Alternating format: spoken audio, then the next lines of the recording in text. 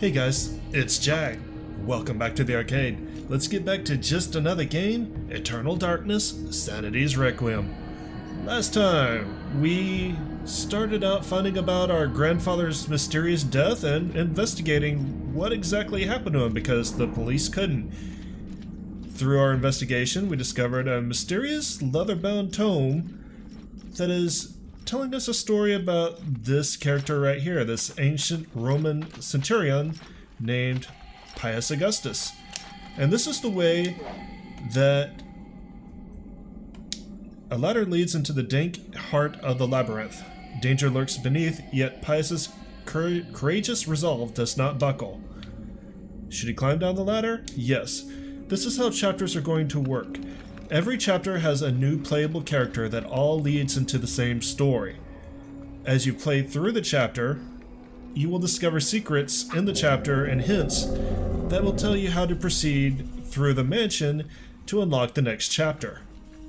Now, this is kind of an extended tutorial, so there's not really much difficulty to this dungeon, but it can get pretty hard. Health meter. This meter represents life energy. Every time a character takes damage, the level will get lower. When it reaches 0, the character will die. Equip. Allows the current character to ready a weapon. Allows examination of objects within the inventory. Pressing LR switches back and forth between sections within interface. Just like this. There's controls, there's your inventory. You can see that there's a rune that keeps changing on each page. There's the map, there's the journal to catch you up on the events of each chapter. I think you can replay chapters too, but we don't care about that. We care about killing this guy and not dying to the very first enemy in the game. Now you'll notice that headshots do a lot of damage, but they don't instantly kill a lot of enemies. And you're going to find yourself kind of dodging in and out of combat quite a bit, especially since we don't have a ranged weapon. You'll know an enemy is dead because they'll despawn just like that.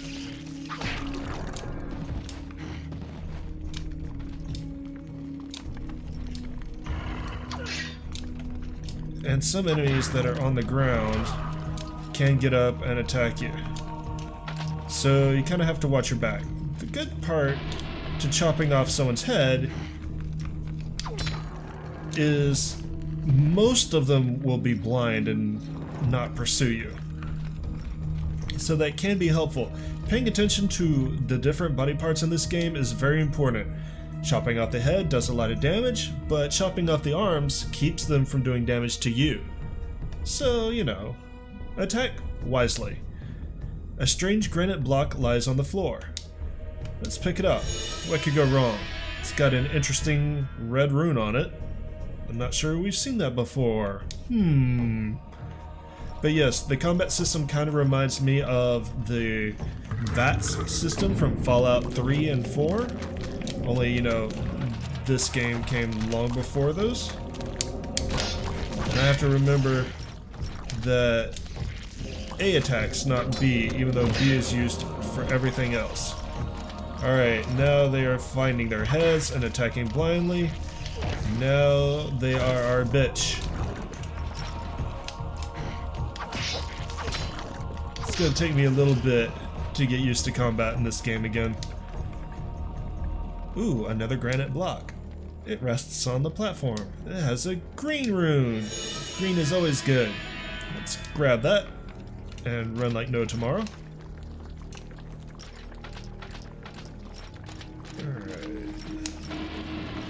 There are not a lot of secrets in the very first dungeon. There are just a lot of... Ooh, this is going to be an interesting room. Uh-oh, I let them corner me. Ah yes, enemies can also attack each other, and sometimes you just want to flurry attack. You don't want to aim specifically, you can just swing wildly and do a lot of damage. I really made a mistake letting them corner me. You don't want to do that. Even though these enemies are the weakest in the game, they do a lot of damage because you're pretty weak at this point too. There's also a finish him prompt. Finish him! If enemies are on the ground and they're not quite dead, you can stand over them and deliver a finishing blow. And here's our third granite block. This one's got a blue symbol. A strange granite block lies on the floor. Let's pick it up. Alright.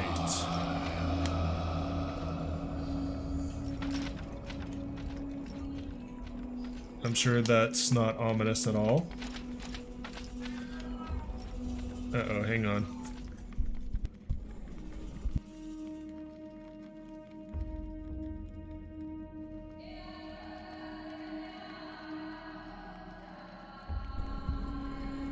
Sorry about that. There's a very cute reason.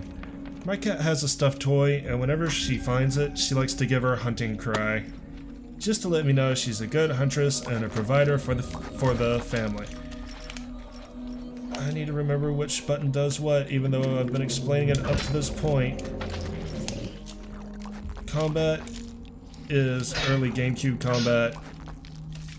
This is about the best early GameCube combat that you can find, but it's still a little bit clunky. Let's finish them. The one thing I like about the finishers is they're not drawn out, they're a simple stab to the back. They're not ultra fancy, they're not quick time events. You stab them and the enemies go blarg and die.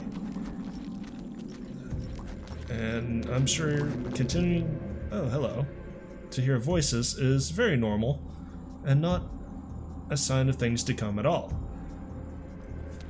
This room is filled with enemies. Simple quick combo. Gets the job done.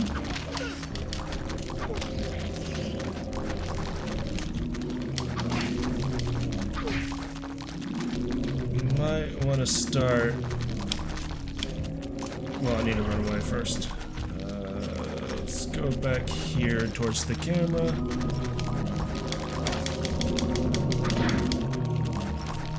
You don't do as much damage if you're not aiming for specific parts, but it can be useful. Let's just get as many heads as we can first, because now they're all scattered, and we can deal with this as we will. That one dies. Finish him. This one's next.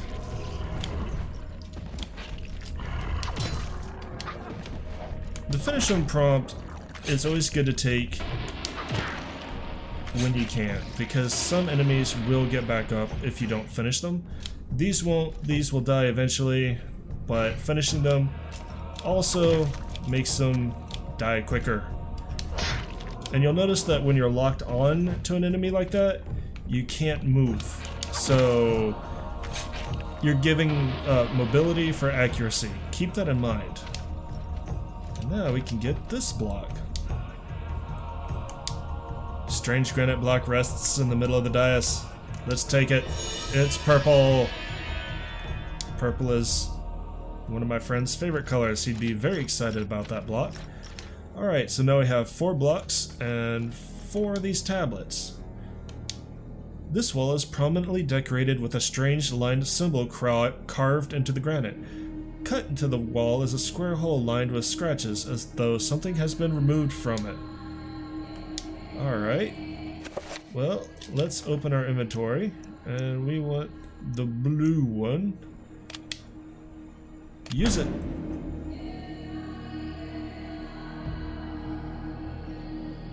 That's the puzzle.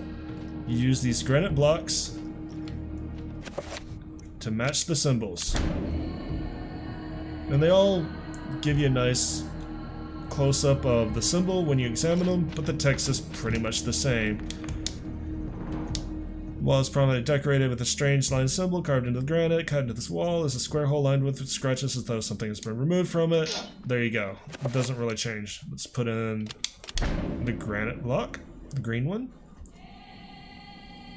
The block of courage. And finally, the purple block. One thing that I wish this had done, and this is done elsewhere, is let you use the items directly from inventory to solve the puzzle. Now that we've done that though, we can go through this other hallway.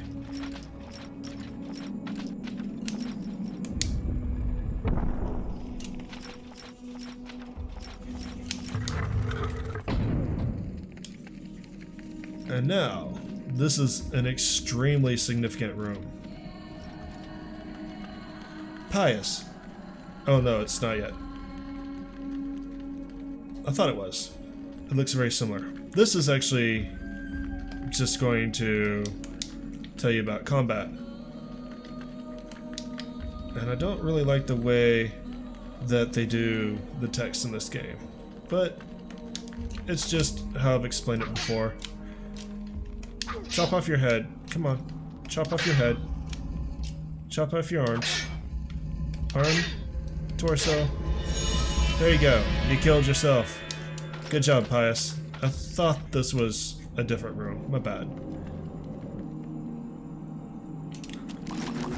Ooh. Okay. Not too bad. Bye, head. So it's nice that they explain combat right there to help you proceed. It's kind of a forced tutorial. This game is really good about explaining its systems, I'm not gonna lie. And the combat in this game, and some of the other effects of this game, are very innovative for their time, and even now. There are several reasons why people fell in love with this game. It became a cult classic.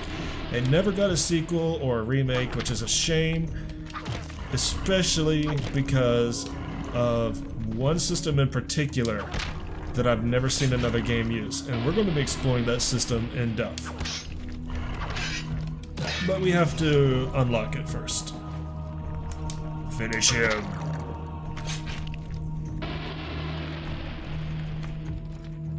Alright, that's done. Detail. A button attached to a small pylon softly illuminates the room. A bizarre energy seems to radiate from it. Yes, push the button. That's a big button. Well, I'm sure nothing bad will come of this.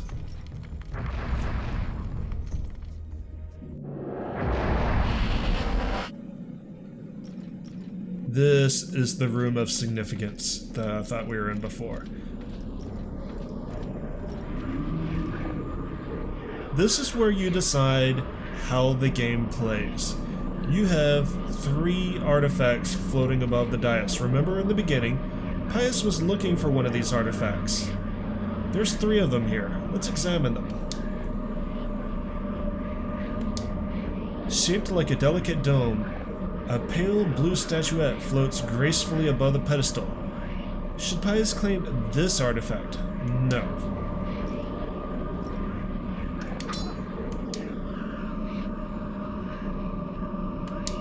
A strange sculpture resembling a red-clawed worm mysteriously floats above the pedestal. Should he claim this artifact? No. We want to claim this artifact. Now, before we claim it, I'm going to explain what these artifacts are. This game relies on an attunement system, or an alignment system, more accurately. If you pick the red artifact, the enemies in the game will do more health damage, and they will be bigger and tougher and harder to defeat. If you take the blue artifact, the enemies will do more spell damage, and they will be kind of hard to hit. They'll fade in and out of reality, there will be more invisible enemies, and you'll rely on magic to do damage most of the time over physical attacks. If you take this artifact, you will take more sanity damage. and the game becomes very crazy the lower your sanity is. Let's take this one. I planned on this artifact so I can show off this game's creepy factor in the most detail. An effigy resembling a warped angel shaped from dark green emerald hovers effortlessly above the pedestal.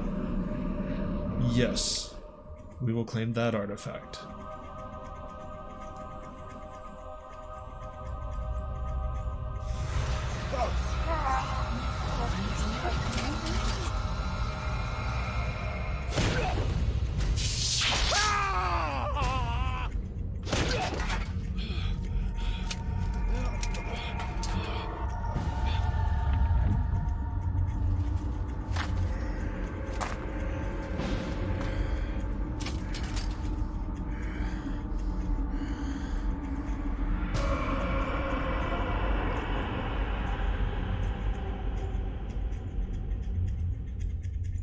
Eons have passed since then, and I have learned much.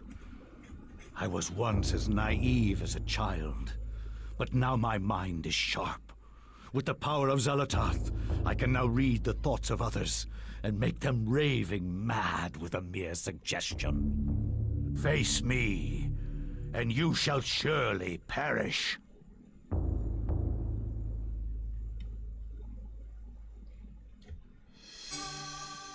Alex has acquired the Tome of Eternal Darkness.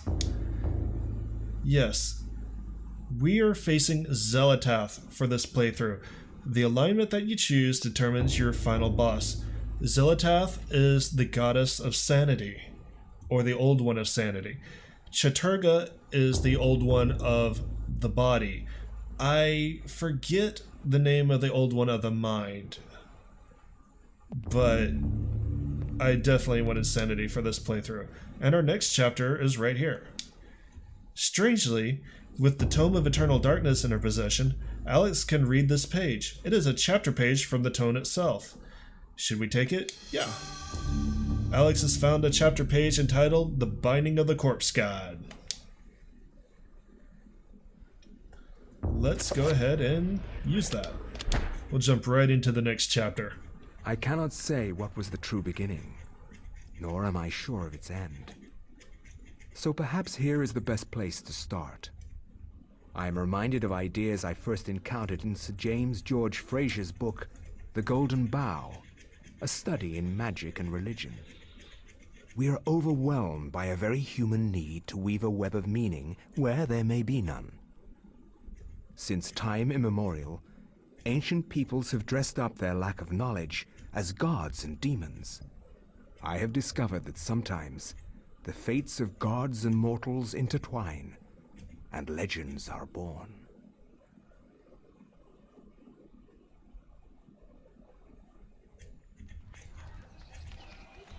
Thy time is done, great ancient. Forever in shadow will you be master of chaos, and to fade to nothing in obscurity will be thy fate. My master has planned many millennia for this day. It is the true chaos of all things that you now must be entombed amongst the beings of flesh and bone. You have a great monument here, Mantarok. It is a pity that no one will ever recognize it as yours. May the darkness claim thee, crawling chaos and damned beast. No longer will thy reign be kept over the ancients you have kept imprisoned. Thou hast seen the last of this world.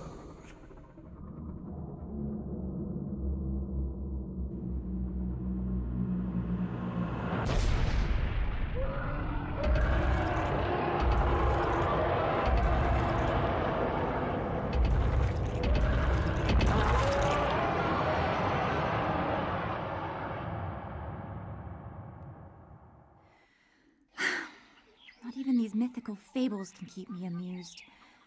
There has to be something to do around here. I only wish something that fantastic and of higher purpose could happen to me.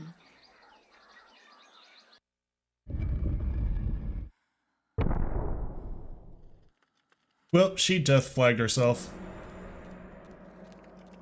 We can't leave, so we're gonna explore. What do I have in my person? The Tome of Eternal Darkness and a short sword. Let's equip that. That way, I said equip. There we go. There we go. Now we're good. So we at least have some self-defense. This is a better close-up of the relationship of the old ones to each other. If it helps, think of these as Pokemon alignments.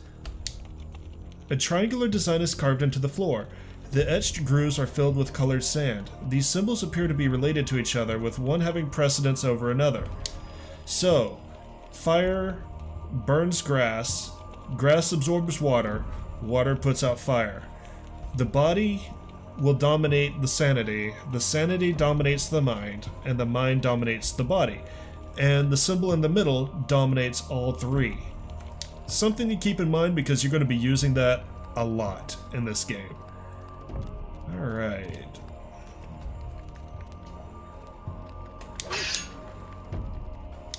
A statue of a goddess, delicately sculpted from sandstone. It casts an alert eye over everyone who enters the temple. There is a strange necklace about its neck. Should we take it? Sure, why not? Messing with ancient artifacts always goes well. Oh. The necklace can be used to heal Ilya. Make sure that Ilya does not move when the spell is being cast. So you can't use magic yet, because we have no runes. So you get this inventory item, and you get 10 charges. You see glowing red runes on this. That's the spell this necklace will cast. We don't want to use it yet because we don't have to, but you'll learn what those runes do in time. This is just kind of a cheap consumable for you, because she's kind of weak at this point.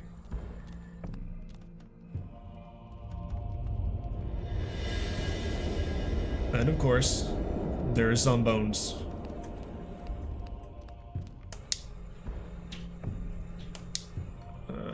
Can't really do anything here. Let's examine this candle. The design on the wall appears to depict a time of day. Perhaps the candles do too? So we can't do anything with the candles right now because we do not have a light. And there are traps in here. Be careful of those. Alright, I want to go here. And time it for here. Ow. I should run. I should stop stepping on panels as well. Because there are arrow traps in here too, and those you can't really avoid.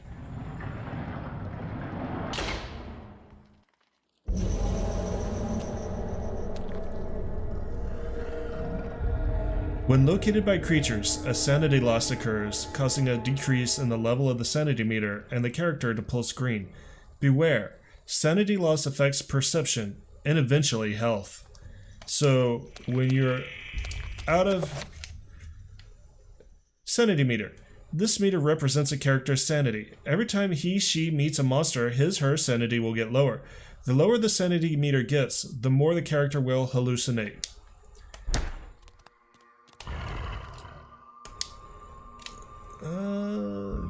That's not important right now. Engraved on the floor is a striking design featuring a brightly burning sun.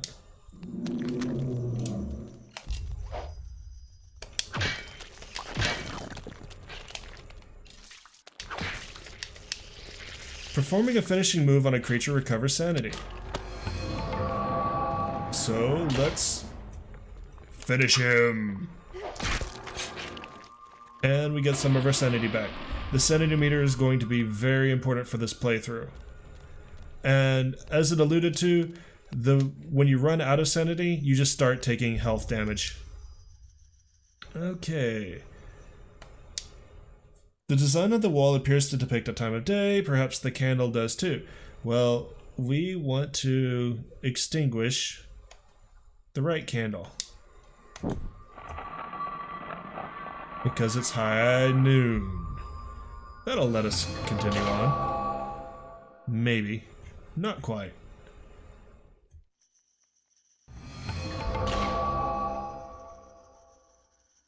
Alright, so we need to find more of those and hopefully a source of fire. Ooh, hello. A bronze necklace sits atop an ancient clay urn.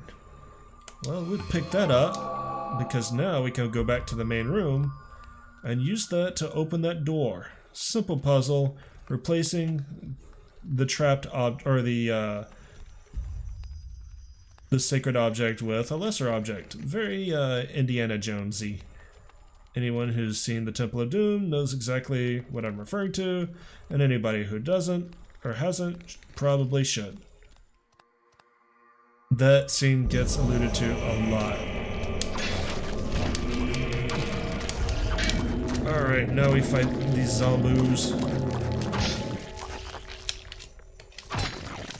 And now we just kind of take them out. I don't want to do that. I want to finish them. There.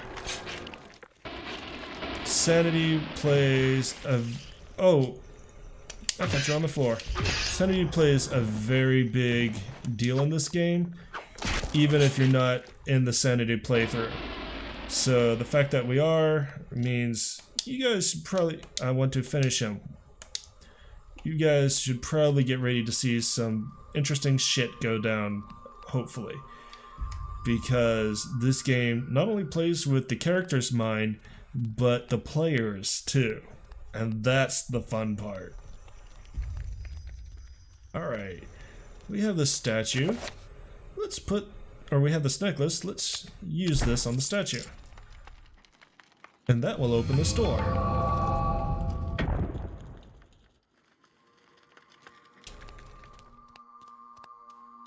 I love this game's blend of puzzles and combat. It feels like, honestly, a more interesting Resident Evil. I'm not gonna lie. And actually, I was getting so into it, I just noticed the time. We're gonna call it an episode here, guys. Next time, we're gonna continue exploring this temple and figure out, maybe we will have an interesting adventure that's meaningful for us. Who knows? Hope to see you guys then. Thanks for coming out and joining me today, and also my cats who are now fighting. So I get to deal with that. You guys have a great day. Later.